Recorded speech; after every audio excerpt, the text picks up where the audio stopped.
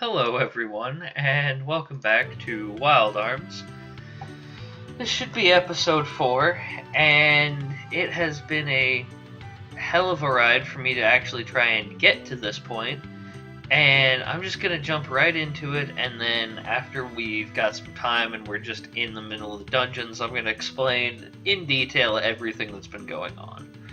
So, last time we got Cecilia here to town along with Rudy and Jack, and then some guys rushed in saying, "Oh god, because of the earthquake, things are bad at the excavation site, we need to go talk to Emma." So we're gonna go find Emma and talk to her and see what's up. Professor who lives here is in charge of the excavation. The festival will have many important artifacts. Alright, Professor who lives here. Sounds like that's probably her. That big machine behind me is the Emma motor. It's still experimental, but she'll get it going soon. Then we'll have... Oh, sorry. Are you here to see the professor? She's upstairs. Alright. Let's talk to this Emma person. Hello, Emma. Oh. I guess that wasn't Emma. I was deceived. Is there something going on outside? How exciting. Listen to that commotion. I wonder what's happening. Alarm! There's been an accident at Lalathea's tomb. Oh no. Tell me what's going on. We broke through a wall damaged by the earthquake and unleashed monsters. Some of the workers were injured by one of the monsters.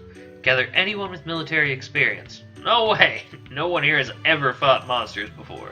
There are so many of them, you couldn't pay us enough to go in there. Alright then, get to work on the repairs. You hear? I'll do something about the monsters. Okay. We have a minor problem in the ruins to the north. You can fight, can't you? I need some monsters slain. I'll pay 500 Gela. You can also study Lalathea's tomb. Will you do it? Yes, we will. Glad to hear that. I'll pay you after the excavation. Trust me. I'll be waiting for you. You must get prepared. Don't underestimate Lalathea's tomb. Bring friends. Okay, so... Bring friends, she says. Well, let's go recruit Rudy and Jack. Also, for anyone who didn't watch, there is an episode 3.5 that I put up, which is just exploring all of Adlehyde. So we picked up some items from that, talked to everyone in town to get all the various backstories and whatnot. So if you're interested in that and haven't watched it, go ahead and check it out. Otherwise, that was all pretty much side content, and I plan to do something similar to that periodically during this playthrough. So if you ever see like a number 0.5, it means that wasn't any actual plot advancement. That was just sort of doing side stuff to flesh out the world more for anyone who's interested in that. The earthquake caused terrible chaos at the tomb. The workers accidentally awoke some monsters in their lair. I must go there to Lalathea's tomb. I'd feel safer if you joined me. I heard that you were the cause of the earthquake. Were you? Dream Chaser wants to join. Duty calls. You can reverse the damage you've done. I've been seeking a trusty companion on this adventure. I'm Cecilia. Don't worry. I can hold my own with magic. May not seem like it, but I don't think our goals are so different. So she basically just guilted Rudy into this, just like, hey, you blew stuff up and caused trouble. You're gonna come with me to fix it, right? Poor guy. It wasn't even really his fault. He was trying to save a sick dad. So you're looking for partners on your adventure. Which ruins are you going to? I can help if you're going to Lalathea's tomb north of Adlehyde. You are going, right? I too have an interest in those ruins. Shall we go together? Yep, we're game. Alright, that settles it. It will be my pleasure. My name is Jack and this is Handpan. Don't worry, he won't bite. I'm Cecilia. The pleasure's all mine. Woo! We have the gang together. So I'm gonna take a few minutes to get everyone equipped with all of their better gear that we have available here in town, and then sell some stuff off, and I'll just sort of run down what's been going on. So I have, over the last couple days, spent upwards of 3 hours, might be closer to 4, I didn't watch the clock that carefully, trying to actually get to where I could record this. Because I'd been having some issues, like I noticed that the recordings were kind of choppy and I wasn't too keen on that. I didn't like that there was, some screen tearing and stuff like that. So I figured I would try and figure out how to fix that. And after a few hours, I found out, oh, it was nothing to do with OBS. I spent, which by the way, I use OBS for my recording. I spent a lot of time fiddling with OBS settings and couldn't get it to change at all. So I just kind of was like, well, I might have to live with this. As a last ditch, I tried changing the graphics driver that I was using, and it completely fixed the issue. So, well, okay, not completely. It's not perfect now, but it's way better than it was. So, for some reason, it was the graphics driver and not any settings in OBS, which I thought was a little strange. But, I mean, we got it worked out now, so that's good. And then I got on earlier today to try and record. Thought everything was going great, got to about this point and went outside, which, by the way, we're going to save it real quick, to try and prove a point about something, which I'll do again in just a second, actually. And got into battle, and things were running at over 100 FPS, that's for damn sure. It was going absolutely ballistically fast. And sometimes it wasn't even actually rendering the models for combat. So I spent another full hour trying to deal with that, and as you can see, we're fine now. Turned out it was the audio driver that I was using. So, for some reason, the audio driver was causing the game to run at balls-out ballistic speeds. And I can't claim to understand why, but I got it fixed, and that's all that I really care right now.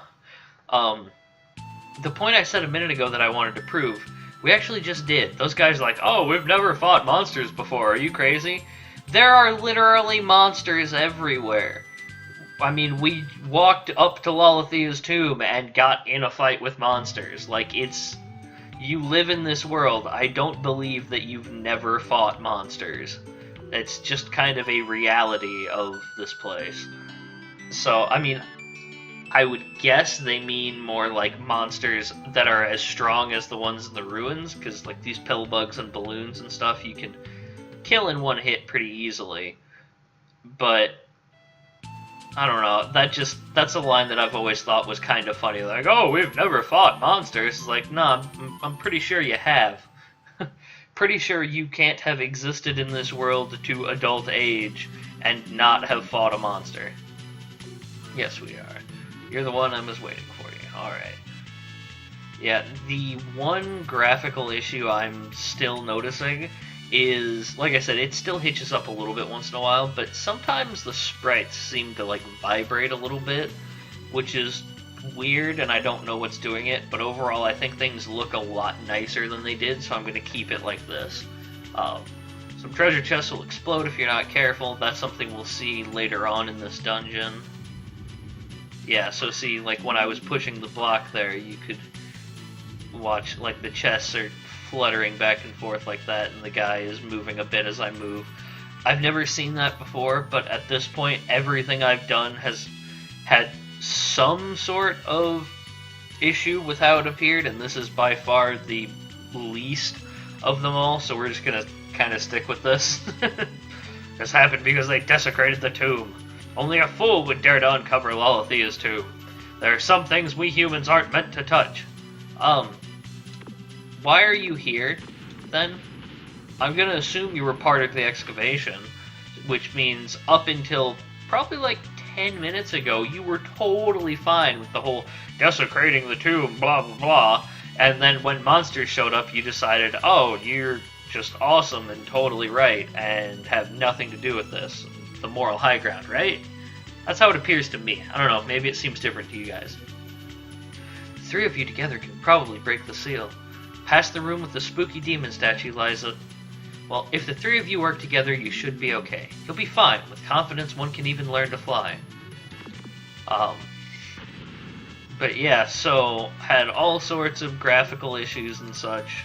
Got those mostly in hand now. I'm a lot more content with how things look now than they did previously, and I hope that it's a bit better for you guys as well. The other major issue I encountered is I actually had an episode of this done almost entirely. I pretty much was like, had a couple more rooms to loot, had a boss fight, and then would have been over with. And I found out this guy's upset that we pushed him off the ledge. Found out that my computer had been recording these things to the wrong drive. So the drive that I wanted it to use was one of my larger traditional spinning disk hard drives.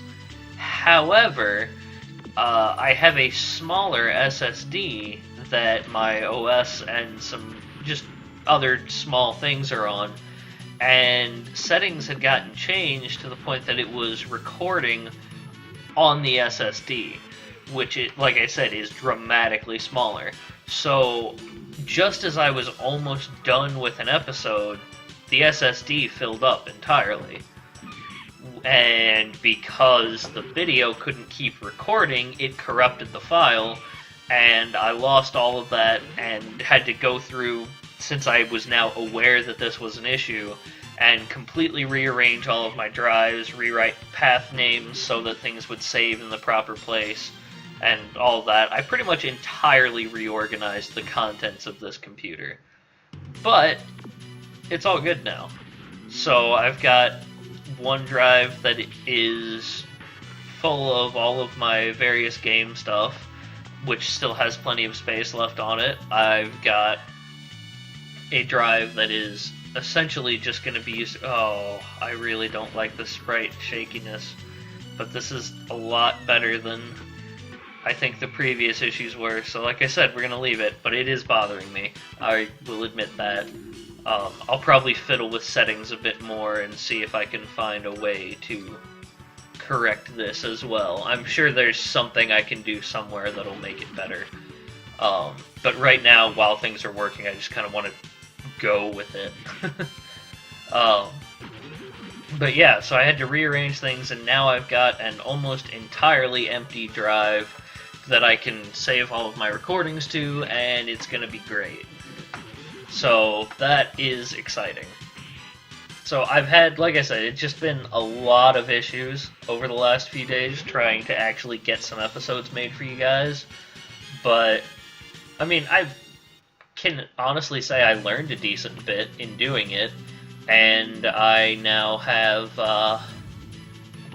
now I've got things in a better position than they were previously, so we're good. Oh, by the way, I'm sure you noticed on the last one, but the guy earlier on who talked about exploding chests, that's these yellow ones. So if we opened them ourselves, we'd get hurt by the explosion, but because Handpan's a wind mouse and he's fast and he flies, shoot him up there, he'll grab it and come back all safe-like.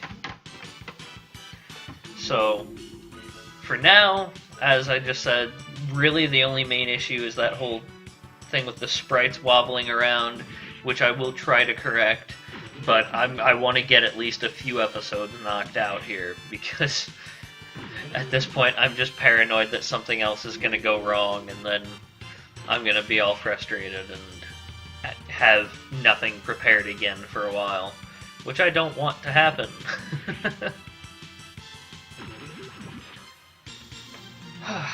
So, yeah, I think that should serve as a pretty good recap for everything that's been going on. So, just a little bit of story summary. We have, like I said, we walked around and talked to everybody, just learned a bit about the town, like stuff along the lines of, we'd only heard like a few Guardians mentioned up to this point, but there are actually a lot. And we saw an example of one of them, which was the Guardian of Adlehyde, Zeldukes. And so we know that there are a lot of... sorry, I'm getting all tangled up on my words tonight.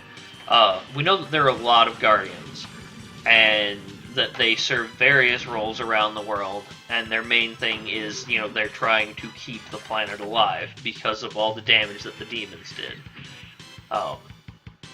We explored the fairgrounds a bit, where the archaeological fair is going to be happening. saw like some of the statues, read some signs, including one that said, be careful, Lalathea is up on this platform, which the platform was empty, so obviously the main reason they're in this tomb is because they want to get Lalathea, whatever it is, out of this place and use it as a display for the archaeology festival. And that's what we're helping with now. So when, during Rudy's prologue, he caused that big earthquake that unsealed the zombie and all that, that did damage to these ruins. So all of the rubble that's around that I'm bombing apart and such is a direct result of that, and that's also why all the monsters here are so agitated and attacking people. And so we are essentially, as you saw at the beginning, we've been called in to correct that mistake and actually get Lalathea out of here. And in doing so, obviously, we will find out what Lalathea actually is.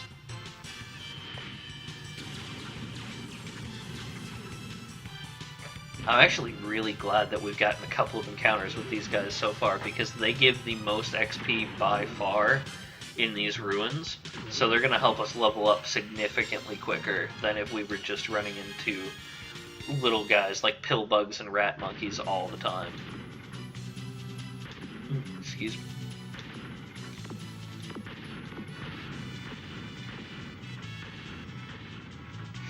I just think it's fun to blow up as many of these things as I can. I don't think that most of them have anything significant under them. Like, some of them have switches and such, but for example, this one actually. But for the most part, there's nothing too big under any of those. They're too significant, I guess, would be more accurate. Oh, Mimosas. I think that Jack can one-hit them. Okay, good. And as you've probably noticed now that we have the full party together, the party dynamic is essentially Rudy is the tank, he's slower than the others, and he has the highest defenses. Jack is our main offensive guy, so he's really fast and he hits really hard, but he's not as durable. And Cecilia is our mage, so she's got a little bit lower HP, a little bit lower defenses, but she hits really hard with magic. And actually, when we start fighting magical enemies, she's our magical tank.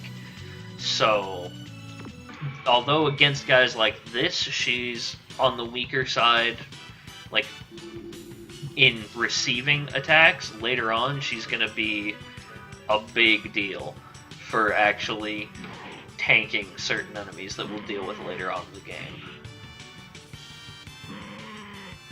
Wow, these guys hit pretty hard. We're gonna need to heal up after this fight, especially Cecilia. Figure just drop a couple of berries should do it. Oh, and when the screen does the big bright flash like that, it's because we're hitting the enemies in their weak point for massive damage. Sorry, what was that? So, these guys are obviously weak to fire, because when we smack them with the flame spell, we get a big dramatic flashy deal, and they go down like a sack of hammers. Did I open up this one? Yeah. I don't think it matters. We need to go up on this far right side anyway, but definitely getting more encounters this time through than when I was running this the first time. But that's not a bad thing. We're actually getting some good and profitable encounters that are going to give us a lot of XP and put us a bit ahead of the curve, which I appreciate. I've said it before, this isn't really a game that you need to grind in too much. I probably will a little bit because it'll be helpful, and most of that will happen off screen. But definitely getting little boosts like that help us even more not need to grind. Also, this is a save from that doomed footage that shall never be recovered, partly because I deleted it anyway. But yeah, so I'd gotten up to this point and a little further, And then I got the message and was like, well, crap, I'll come back and save and stop the recording and see if I can save it, but no such luck. But yeah, we're 13 minutes earlier and still have the same levels of XP. So, like I said, we're getting more and or nicer encounters this time, which bleh. Oh man, I can't talk tonight. Which I approve of.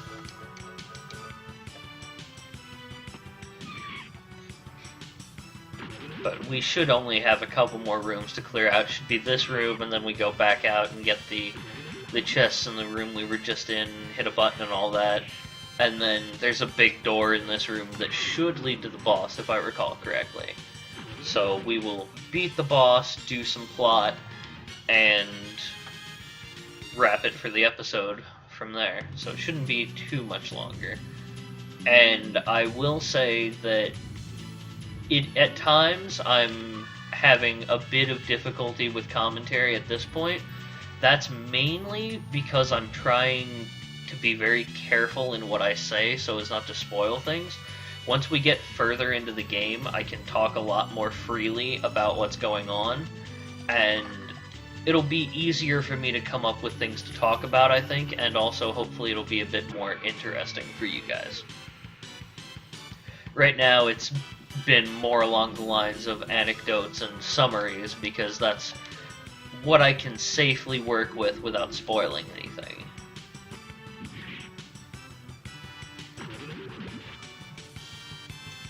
And also, this is a JRPG, so things do tend to move slowly sometimes, like when we get a lot of fights. So there are probably going to be points where I don't have too awfully much to say, so hopefully you guys can understand when that happens. That is a hand-pan chest. A hearty apple. Hooray! How many of the apples do we have? That's quite a few. We've got 4 power apples, 2 mystic apples, 4 hearty apples, and an agile apple. That is good. That's... So, I've mentioned it before, but each of those boosts a stat, and having extra apples is a pretty great thing, because we can use them when we notice someone's lagging a little bit behind. That natural dodging animation, right? We can use them when we notice someone's lagging a bit behind, like if we really wanted Rudy to speed up a little bit to keep par with everyone else, or maybe speed Cecilia up so she matches Jack a bit better, because she's pretty quick too, just like he is. Stuff like that. Obviously, any sorcery apples will be going to Cecilia, because Jack and Rudy aren't going to have any use for them, because Jack's special attacks are governed by his physical stats anyway, and Rudy doesn't even have MP to run anything off of, because he just uses bullets. Which, did I reload his arm? Okay, I did. I couldn't remember if I had done that or not. Woo, $300. We've already made significantly more in this excursion than we would, or than we're going to from Emma. I just like to point that out. So she's either A, she's kind of being a little cheap on us, or B, she figured that we would make a pretty decent amount from looting the ruins and killing monsters anyway, but it's a little bit of a bummer deal. It's kind of like when you do stuff in Skyrim, for example, or Oblivion, or Witcher even, and it's like, you've already got your coin purse with several thousand gold, and you do a difficult mission for someone, and they're like, oh, here's 100 gold pieces. It's like, oh, thanks. I'm definitely not regretting doing this for you, and don't feel like I have wasted my time. By which I mean, screw you. Alright.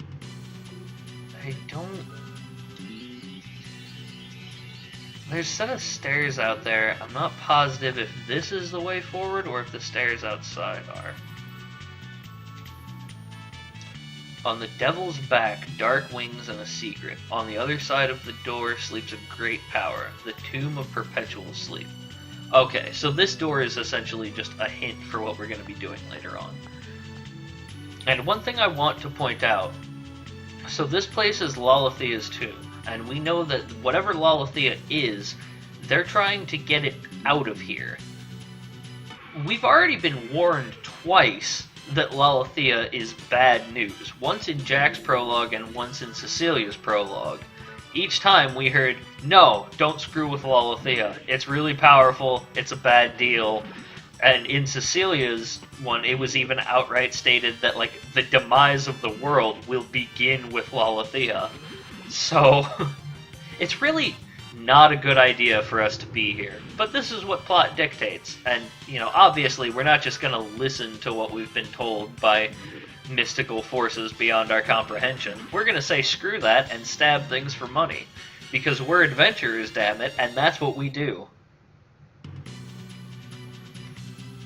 Okay, so on the devil's back, wings and a secret. Well, this looks pretty devilish. There are wings. Oh, look, there's a button.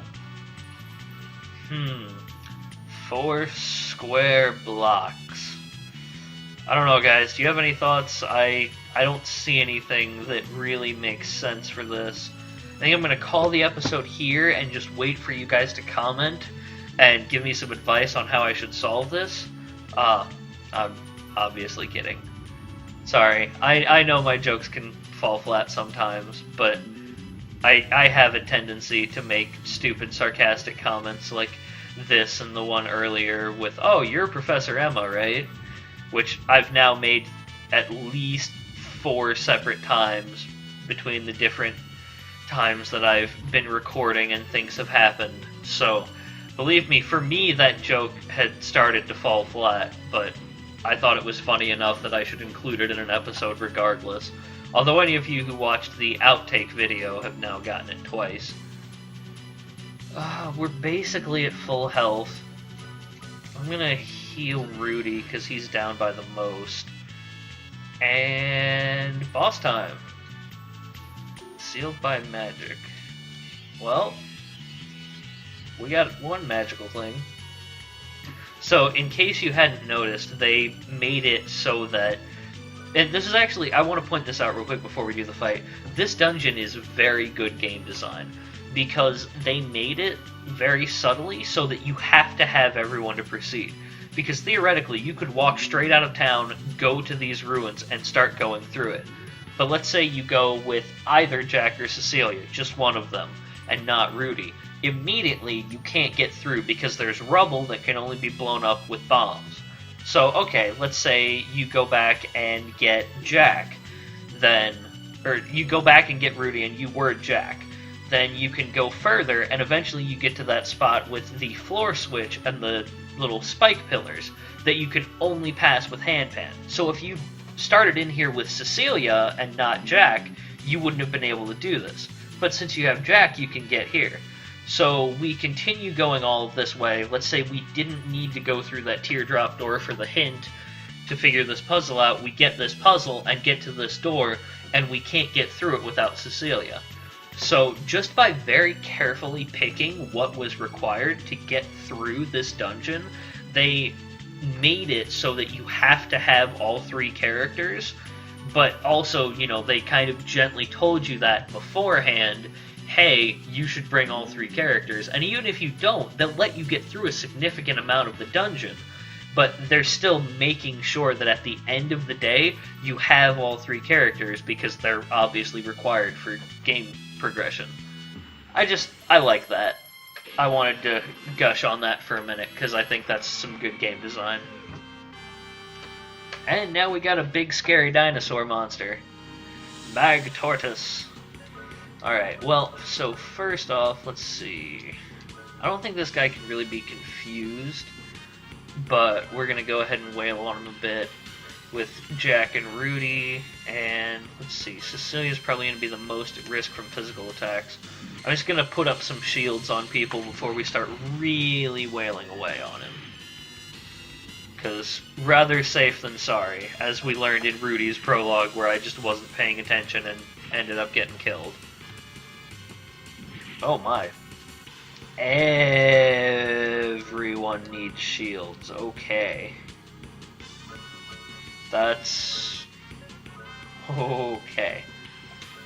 Alright, well, regardless, Rudy has the highest defense anyway, so we're going to shore up Jack next. And this is probably how boss fights are primarily going to go. It's going to be me talking to myself about what I think is going to be the best idea. Wow. So after...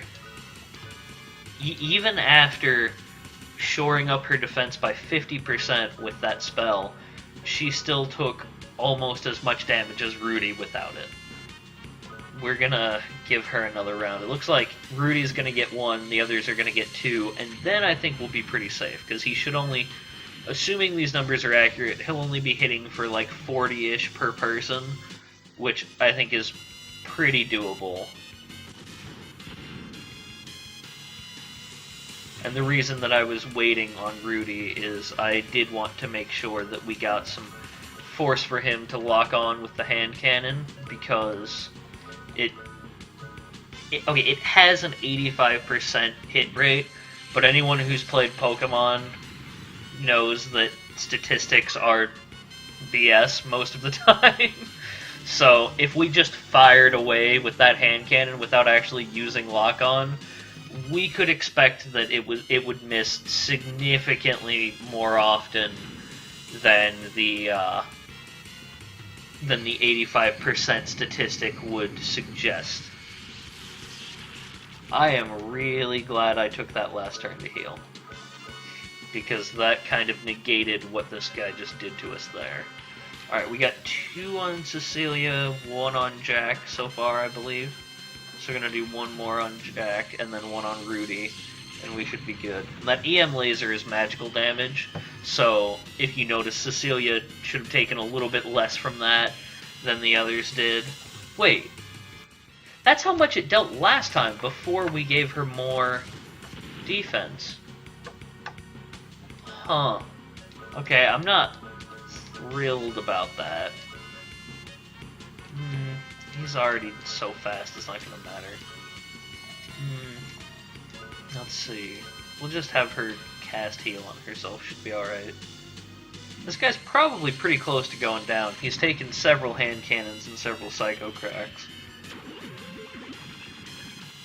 And I believe this guy, just like some of the other early enemies and bosses and such, are weak to fire. I believe he is as well, because that's the starting spell that Cecilia has, and they want to, you know, kind of ease you into the game. Rudy needs some emergency healing. So the nice thing about Jack and Cecilia both being fast is that when you've got a big tanky boss like this, even though he hits hard, we're quick enough that we can just keep, you know, we can whack on him, and then we also have time to respond to his attacks and heal if we need to. Cecilia just got condition green this turn, which means that her force gauge is full up, so we're gonna be making use of that for another Mystic, I think. So, as far as the force abilities go that we have so far, as you've noticed, you know, Rudy does the lock-on, so whatever arm he uses that turn cannot miss. Jack has Accelerator, so he can expend 25 force to guarantee that he goes first that turn. So even if we're fighting a faster enemy and we're in a really bad position, we can use that and guarantee that he gets to move before they do, and that can very much be a lifesaver, trust me. And Cecilia has Mystic, which allows her to extend the effects of an item to the entire party. And we're using Accelerator just for fun to show it off. So basically he'll do that, it'll go Accelerator, and that'll happen before absolutely anyone else does anything, and then his whatever you've selected for him to do for the turn will go through. But that was pretty painless. We used up, what, 2 heal berries for the fight, I think? That wasn't bad at all. Got a couple more levels, that's nice. Wow, everyone's at level 6 already. Nice, that's actually really good. We're gonna get these treasure chests here. And what is this? What? That's the golem. The same golem written about in the legend? Probably. In the ancient days, when Fulgaia was surrounded by forests, it said that there were 8 weapons of the ancient giants. They were sealed away in some secret place after they nearly destroyed the world. Some of these weapons were found in the ruins in this area. I had no idea that a golem was hidden near Adlehyde. The shaking is taking me out of the moment entirely. I wonder if the power in this tomb is different from the power that I've been seeking all this time. The power we felt here is probably the golem. Jeez. How am I supposed to use this? It's huge. I can barely lift it. He's mad. Let's get this over with. There's nothing here for me. So actually, I'm kind of curious whether or not Jack is actually strong enough to lift it. I mean, he's a strong, he's an adventurer. He's quite a powerful dude. I mean, he just was part of a third of a team that destroyed an ancient laser-spewing dinosaur monster. Part of me thinks he might actually be able to barely, but just barely, lift this golem. Which would be pretty cool. So I don't remember. We might actually have to walk all the way out, but luckily they gave us plenty of shortcuts, ledges we can drop down, etc. to get out more quickly than we got in. So that was nice on the game designer's part. Preemptive strike. Let's make good use of it. But so, Wallachia is a golem, as was just made clear. So, for, again, anyone who watched the 3.5 episode, there are a bunch of pedestals at the fair that all had different names on them and the same warning, and Wallachia's was one of them.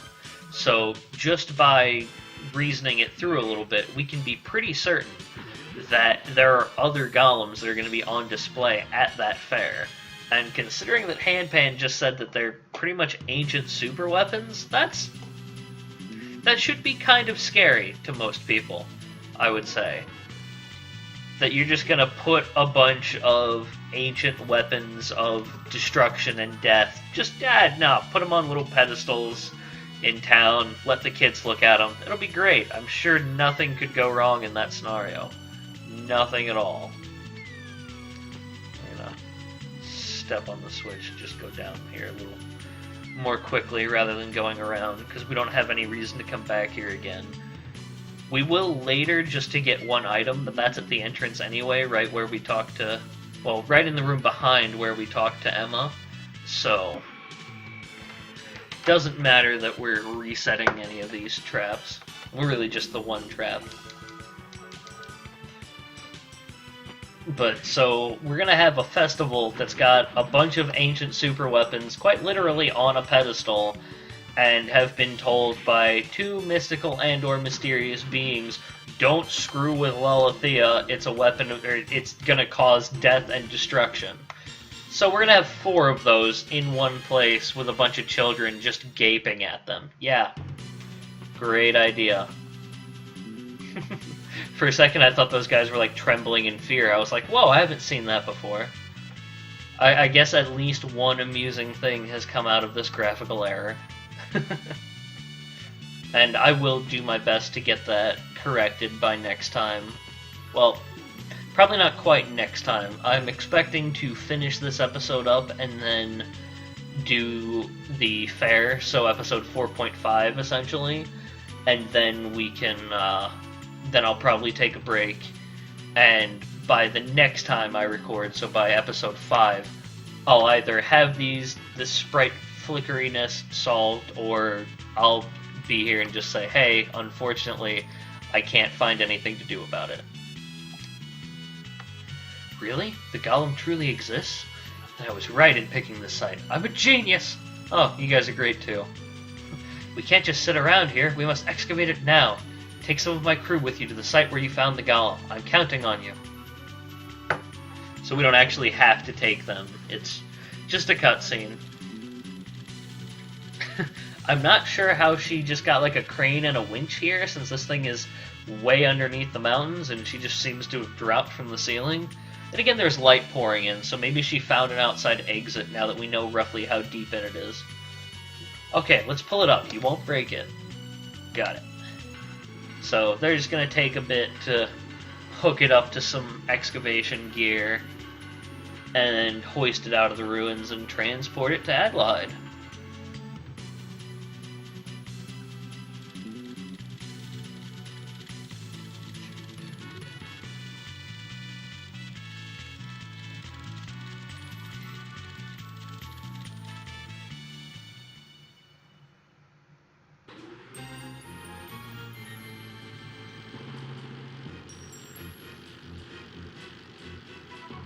Huh.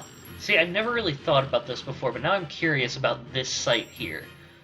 There's no way they could have set this up just in the amount of time between when we told her that Lalithea was here and she dropped the winch down. So they had to have had this set up already.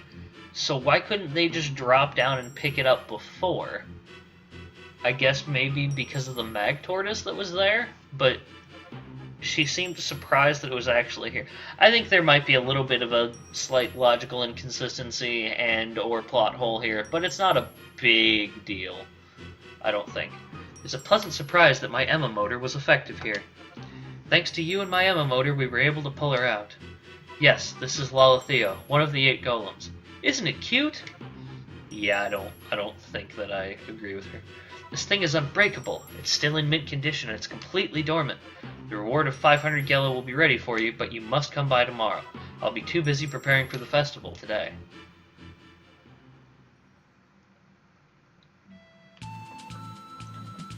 Alrighty, so we successfully got the gang together, got through the whole of Lalithea's tomb. Oh, I didn't realize Jack was going to talk immediately. Got the gang together, got through all of Lalithea's tomb. We're going to just do a quick wrap-up here and call it good for this episode. So, we'll get our money tomorrow. After that, I'll go on to the next ruin with Handpan.